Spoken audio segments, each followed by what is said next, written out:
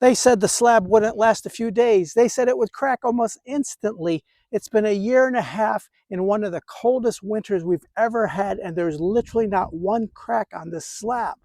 If you've never heard of dry pour concrete, it's a do-it-yourself, super easy method. People don't got time for backbreaking work, and they're not physically able to mix all those bags of concrete, so they're looking for easy alternatives. That's totally understandable.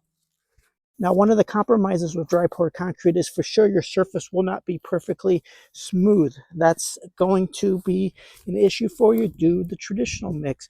But if you're doing a slab yourself, then you can do it. Now, the only deterioration I've seen in a year and a half is over here on the edges, and it's right by the asphalt driveway where it connects to the concrete. It has started to spald. The surface has started to spald here.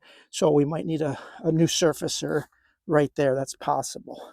The rest is still holding up pretty good. Sorry for the shadows. The sun's getting low in the sky. But yeah, you can see it for yourself. There is literally not one crack anywhere on the slab. Another critique we commonly heard was that we needed rebar, that you absolutely had to have rebar. That's not true. Rebar is not required on small projects, especially if it's high strength concrete. You don't need rebar. For these small do-it-yourself projects, you're good to go. So this is just a super quick 1.5-year catch up to show you the current condition is still holding up fine. Dry pour concrete is perfect for the do-it-yourselfers. How about your garbage bins? How about your shed bases? How about little garden steps, walking paths? There's so many little areas that you might want just a little bit of concrete.